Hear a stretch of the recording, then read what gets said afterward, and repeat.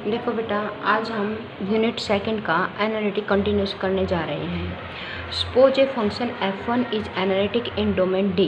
मान लें कि f1 फंक्शन है वो D1 के ऊपर क्या है, एनालिटिक है। ये कहता है कि then if there exist a function f2 analytic in domain D2। ये कहता है कि यदि आपके पास एक D2 डोमेन के अंदर f2 एनालिटिक फंक्शन एग्जिस्ट हो जाए, सच दैट के मतलब कि दो कंडीशन सेटिस्फाई हो जिसमें फर्स्ट कंडीशन क्या है, ये कहता है कि D2 has a common part D with D1, यानी D2 का D1 के साथ एक कॉमन पार्ट D होना चाहिए। ये तो D है बेटा, यहाँ पे ये D1 और यहाँ पे D2, यानी D2 और D1 के बीच में एक कॉमन पार्ट D होना चाहिए। फिर ये कहता है कि जो ये कॉमन पार्ट है, ये जो कॉमन पार्ट आया है D, ये D जो कॉमन पार्ट आया है, इस कॉमन पार्ट के ऊपर फंक्शन की f1 की f2 की वैल्यू दोनों की सेम होनी चाहिए। Then the function f2 is called analytic continuous of function f1। ये कहता है कि तो हम क्या कहेंगे कि f2 क्या है, एनालिटिक कंटिन्यूस है f1 के, फ्रॉम D1 टू D2 और वाया D, यानी D क्या है, इनका बीच का कॉमन पार्ट है। तो हम क्या कहेंगे कि D2 एनालिटिक कंटिन्यूस है बेटा f1 पे, फ्रॉम D1 टू D2 कहेंगे। और इसी तरह हम कोई ज़रूरी नहीं कि f2 को ही कहें, हम क्या भी कह सकते हैं कि f1 एनालिटिक कंटिन्यूस है f2 का, लेकिन वहाँ पे क्या कहेंगे, from D2 two into D1, D2 से D1 पे। और f1 एनालिटिक कंटिन्यूस है किसका, f2 का। ये कब होंगे ये एक दूसरे के एनालिटिक कंटिन्यूस, हम कब बोल सकते हैं, जब उनके डोमेन का एक कॉमन पार्ट होना चाहिए और दूसरी कंडीशन जो कॉमन पार्ट होगा उनके ऊपर फंक्शन क्या होना चाहिए, सेम होना चाहिए। अब ये कहता है कि process of extension of definition, then the process of extension of definition of domain of a given analytic function is known as analytic continuation. ये कहता है कि यदि हम डोमेन को एक्सटेंड कर दें तो भी क्या रहेगा, एनालिटिक कंटिन्यूस फंक्शन रहेगा। उसके बाद ये कहता है कि इट इज़ समटाइम इम्पॉसिबल। ये कहता है कि कई बार यह इम्पॉसिबल होता है कि एक फंक्शन को एक्सटेंड करना, एनालिटिकली फंक्शन को एक्सटेंड करना beyond the boundary of A domain, यानी जो उसकी डोमेन की बाउंड्री है उससे आगे हम उसको एक्सटेंड नहीं कर सकते। कई बार ऐसा इम्पॉसिबल होता है। तो इस टाइप की जो बाउंड्री आएगी जिसको हम एक्सटेंड ना कर सकें, एनालिटिक्स फंक्शन को एक्सटेंड ना कर सकें, तो उस टाइप की बाउंड्री को हम क्या बोलेंगे, नेचुरल बाउंड्री बोलेंगे। जैसे कि एग्जांपल नंबर फर्स्ट है, ये कहता है कि f1 फंक्शन है ये सीरीज, f2 फंक्शन है ये सीरीज। अब हमें ये दिखाना कि ये दोनों फंक्शन एक दूसरे के एनालिटिक कंटिन्यूस हैं। Here the first series is convergent, mod of z is less than 1, यानी फर्स्ट सीरीज जब वो कन्वर्जेंट हो गई इस डोमेन के अंदर। ये कहाँ से कैसे निकाली बेटा, ये कुछ नहीं है, ये क्या है, रेडियस ऑफ कन्वर्जेंस है, radius of convergence. Radius of convergence हमने पिछले सेमेस्टर के अंदर अच्छी तरह निकालनी सीखी थी। an+1 divided by n limit n approach to infinite. इस टाइप से हम रेडियस ऑफ कन्वर्जेंस निकालते हैं। जब आप इस सीरीज की रेडियस ऑफ कन्वर्जेंस निकालोगे तो वो यही आएगी। तो देयरफॉर ये रेडियस ऑफ कन्वर्जेंस 1 आ जाएगी। 1 रेडियस ऑफ कन्वर्जेंस आने के बाद इस डोमेन के अंदर सीरीज क्या हो जाएगी, कन्वर्जेंट है।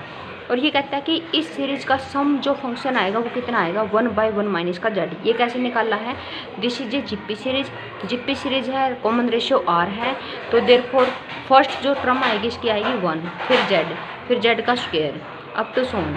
इसके इन्फाइनेटली मैनी टर्मों का यदि सम निकालेंगे a/1 माइनस का r के फॉर्मूले से, तो यही निकलेगा। अब ये कहता है कि सेकंड सीरीज की हम रेडियस ऑफ कन्वर्जेंस निकाल लेते हैं, वो भी 1 निकलेगी। तो वो 1 निकलेगी, तो यहाँ पे जो z था, यहाँ पे क्या है, 1 प्लस का z divided by 2 is less than 1, और यहाँ से हम वैल्यू निकाल लेंगे। यहाँ से हम अगर वैल्यू निकालेंगे तो 1 प्लस का z इज लेस देन 2। तो ये कहता है कि and has the sum function, और इस सीरीज का जो सम फंक्शन आएगा, यानी ये भी जीपी सीरीज बनेगी, और फॉर्मूला लगा देंगे इनफाइनाइट जीपी सीरीज का सम का, a/1 माइनस का r वाला फॉर्मूला। और इसको जब हम सोल्व करेंगे 1/1 माइनस का z, जो किसके इक्वल आएगा, जो f1 हमने निकाला था उसी के इक्वल आ जाएगा। देखो यहाँ पे f1 भी वही है, f1 भी यहाँ पे वही है, और f1 भी यही है, और ये भी यही है। तो दोनों के, इसका मतलब क्या है कि f1 इज इक्वल टू क्या आ गया, f2, यानी दोनों का सम जो आया है वो सेम आया दोनों सीरीज का। F1 is analytic inside the R1, यानी इसके अंदर एनालिटिक है, F2 इसके अंदर एनालिटिक है। यदि हम इसका ग्राफ बनाना चाहें तो वो ग्राफ इस टाइप का निकलेगा। कैसे निकलेगा बेटा, देखो, एक तो आपके पास क्या है, mode of z is less than 1, एक क्या है आपके पास, z प्लस का 1 का मोड इज लेस देन 2। तो देखो यहाँ पे जो सेंटर है वो कितना है, 0 है, और रेडियस कितनी है, 1 है। तो मैंने 1 रेडियस ली और सेंटर 0 लिया, तो एक तो ये सर्कल बन गया और ये बन गया ये बड़ा डिस्क, यानी mode of z is less than 1 हो गया। ये तो हो गई D1। अब D2 को चेक करो, z इजिकल टू -1, ये क्या है, इसका सेंटर बनेगा बेटा।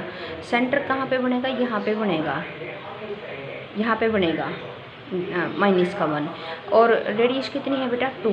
तो 2 रेडियस है तो यहाँ तक, और इसको लेते हुए हम इसको सेंटर मानते हुए यहाँ तक, फिर यहाँ तक, फिर यहाँ तक, ऐसे बना करके इसका सर्कल बना देंगे ऐसे। क्लियर। ये थोड़ा सा आपके नोट्सों में गलत दिया हुआ है। ये तो D1 है आपके पास और ये D2 है। तो D1 और D2 का इंटरसेक्शन जब हम करेंगे, D1 इंटरसेक्शन D2, तो D1 तो पूरा का पूरा कंटेन हो गया D2 के अंदर, तो दिस इज D1 आ जाएगा। तो ये D1 वाला हिस्सा हो जाएगा, यानी D1 को हमने एक्सटेंड कर दिया कहाँ तक, D2 तक एक्सटेंड कर दिया।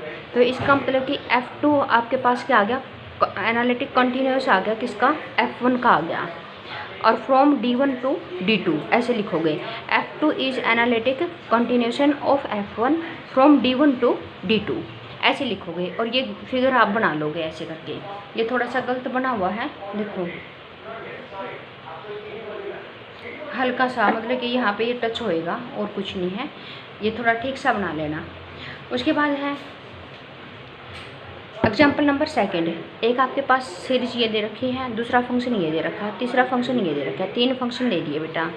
3 फंक्शन के बाद लेट D1 इसकी डोमेन हमने सपोज कर ली, मोड अभी निकाली थी हमने, radius of convergence, mode of z is less than 1, और D2 यानी real part is less than 1, क्योंकि ये क्या है, हमने अभी पढ़ा था, ये गामा फंक्शन था, और ये कन्वर्जेंट किसके लिए होता है, रियल ऑफ z, जिसका z का real part is less than 1 हो, वहाँ पे कन्वर्जेंट हमने देखी थी इसकी थ्योरम में, फर्स्ट सेक्शन के अंदर, फर्स्ट यूनिट के अंदर। तो D3 क्या है, D3 क्या है, देखो F3z इजकल टू 1/1 माइनस का z। तो यहाँ पे ये किसके ऊपर डिफाइंड नहीं है, किसके ऊपर एनालिटिक नहीं है, z इजकल टू 1 पे एनालिटिक नहीं है। तो ये कहता है कि D3 तो पूरा कॉम्प्लेक्स प्लेन आ जाएगा, बस हम 1 को कंसिडर नहीं करेंगे, क्योंकि 1 के ऊपर इसकी सिंगुलरिटी बनती है। अब देखो D1 निकल के आ गया, D2 निकल के आ गया, D3 निकल के आ गया। अब ध्यान से देखो, जो Z1 है, mode of Z1 is less than 1, और यहाँ पे क्या है, real part of Z is less than 1। तो देखो मोड ऑफ Z यदि लेस देन 1 लोगे तो आपके पास वही डिस्क की फॉर्म क्या है, ये ऐसा कुछ फिगर बनेगा, ये बड़ा बन गया, दिस इज D1 हो गया। उसके बाद क्या है, real part of z is less than 1, तो real part of z less than 1, यानी ये तो रियल पार्ट ऑफ z हुआ, रियल ऑफ z हुआ, देखो ये रियल पार्ट ऑफ z हुआ, और ये क्या है, इससे 1 से लेस देन। इसका मतलब ये ग्राफ कैसा बनेगा, ये सारा बन जाएगा, ये ग्राफ, ये सारा का सारा ग्राफ बनेगा, ये इधर बड़ा हिस्सा, ये आपके सारा का सारा D2 आएगा, ये सारा D2 आएगा, ये इस लाइन से इधर बड़ा हिस्सा सारा D2 बनेगा। और D3 क्या है, D3 तो सिर्फ इस 1 को छोड़ दिया, बाकी सारा कॉम्प्लेक्स प्लेन आ गया, यानी ये सारा कॉम्प्लेक्स प्लेन, जितना भी कॉम्प्लेक्स प्लेन है सारा आ गया। तो ये सारा कॉम्प्लेक्स प्लेन तो है D3, और D1 है ये, और D2 है ये। एक बार ध्यान से देखो, जो D1 है वो D2 के अंदर कंटेन, और जो D2 है वो D3 के अंदर कंटेन। तो इसका मतलब D1 कंटेन है D2 के अंदर, D2 कंटेन है D3 के अंदर। तो क्या हुआ कि F2 एनालिटिक कंटिन्यूशन हुआ F1 का, F3 किसका हुआ, F2 का। यहाँ से मुझे अच्छी तरह समझ में आ गया होगा, अगर नहीं आया तो बता देना। फंक्शन एलिमेंट क्या होगा, जो फंक्शन एनालिटिक होगा किसी डोमेन D के ऊपर, तो F, D को हम क्या बोलेंगे, फंक्शन एलिमेंट, F, D, यानी इस ऑर्डर पेयर को हम फंक्शन एलिमेंट बोलते हैं। कंप्लीट एनालिटिक कंटिन्यूशन देखो, अब सपोज F कोई भी एनालिटिक फंक्शन है डोमेन D के अंदर, let us from all possible analytic continuation of F D and then all the possible analytic continuation F1 D1 F2 D2 Fn Dn of these. ये कहता है कि F और D, F क्या है बेटा, एनालिटिक है D के अंदर, और एफ क्या है, कहता है कि यदि जेड D1 को बिलोंग करेगा तो एफ की वैल्यू F1 के इक्वल, यदि जेड D2 को बिलोंग करेगा तो एफ की वैल्यू F2 के इक्वल, यदि जेड DN को बिलोंग करेगा तो एफ की वैल्यू FN के इक्वल। तो इसका मतलब क्या हुआ, एक सिंगल फंक्शन f है जो वो F1 F2 FN इन सभी का क्या है, एनालिटिक कंटिन्यूशन है।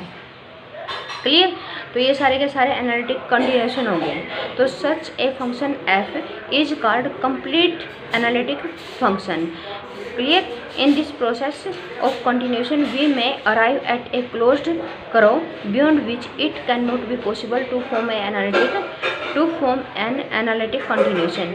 ये कहता है कि इसी प्रोसेस को अगर हम कंटिन्यू रखें तो हम एक ऐसे क्लोज्ड कर्व पर ज़रूर पहुंच सकते हैं कि जिससे आगे पॉसिबल नहीं होगा एनालिटिक कंटिन्यूशन निकालना।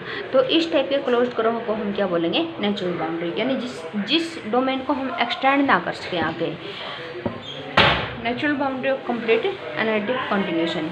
आगे आता है uniqueness of analytic continuation. Uniqueness में देखो क्या है बेटा, लेट अस सपोज कर लिया एफ कोई भी एनालिटिक फंक्शन है जो रेगुलर है किसके अंदर, डी के अंदर। रेगुलर का मतलब भी क्या होता है, analytic, which is overlap bye D1। ये कहते हैं जो डी डोमेन है वो D1 को क्या करती है, ओवरलैप। ओवरलैप का मतलब काटती हुई जाती है। फिर डी है वो D2 को भी ओवरलैप करती है। देखो डी है D1 को भी ओवरलैप कर गई, और D2 को भी ओवरलैप कर गई, और D1 और D2 का खुद भी अपने आप में क्या है, एक कॉमन पार्ट है, क्या है वो, D3 है। तो ये फिगर है इसका। Let F1 be the analytic continuation of F। मान ले कि F1 है जो, ये F1 फंक्शन है, ये F2 फंक्शन है। F1 है वो एनालिटिक कंटिन्यूशन हो गया F का, और F2 हो गया एनालिटिक कंटिन्यूशन ऑफ F का। F1 भी है और F2 भी है, दोनों ही F के एनालिटिक कंटिन्यूशन है। समझ आ गया सभी को। उसके बाद ये दोनों एनालिटिक कंटिन्यूशन है, तो इस पैराग्राफ में ये लिख रखा है। तो F1 और F2 इसको, ये जो कॉमन पार्ट आया है ये भी तो इसके साथ इंटरसेक्ट कर रहा है, देखो ध्यान से, ठीक है। तो इसका मतलब कि F1 F के एनालिटिक कंटिन्यूशन है, F2 F का एनालिटिक कंटिन्यूशन है। तो जो भी इनका कॉमन होगा उसके ऊपर वैल्यू इक्वल। तो इसका मतलब कि इस कॉमन पार्ट के ऊपर F इजिकल टू F2 हो जाएगा, और इस कॉमन पार्ट के ऊपर F इजिकल टू F1 भी होगा। तो कैसा होगा, यानी F is equal to F1 because of D intersection D1 intersection D2। जो इन तीनों का इंटरसेक्शन में आया है वो F1 के भी इक्वल होगा, और जो D intersection D1 intersection D2 यानी तीनों के इंटरसेक्शन में आया वहाँ पे F इजिकल टू F2 भी होगा। इसका मतलब कि क्या हुआ कि D intersection D1 intersection D2, यदि ये तीनों का इंटरसेक्शन हम ले लें तो F is equal to F1 is equal to F2 ऐसा हो जाएगा। क्लियर होगा कि तीनों फंक्शन, ये जो तीनों का कॉमन पार्ट है इनके ऊपर क्या हो जाएगा, बिल्कुल सेम हो जाएगा। यहाँ पे यही लिखा हुआ है कि F1 is equal to F is equal to F2। तो देयरफॉर F1 माइनस का F2 is equal to 0 for all Z belongs to D3। D3 क्या है बेटा, D3 है D1 और D2 का कॉमन। ये कहता है कि D1 और D2 यदि इस पार्ट के ऊपर यदि कॉमन है तो देयरफॉर इस सारे के ऊपर भी क्या हो जाएगा, कॉमन हो जाएगा। क्लियर हुआ। तो ये क्या हो जाएगा, इक्वलिटी आ जाएगी। Hence the uniqueness analytic continuation follows. तो इसका मतलब क्या हुआ कि D3 के ऊपर F1 की वैल्यू F2 के दोनों के इक्वल आएगी। तो दोनों के इक्वल आएगी तो इसका मतलब क्या हुआ कि F1 इक्वल टू F2, यानी दो एनालिटिक कंटिन्यूशन लेके चले और बाद में वो क्या आ गए, सेम आ गए। ठीक है, यहाँ तक कर लेना बेटा, आगे कल करेंगे इससे आगे।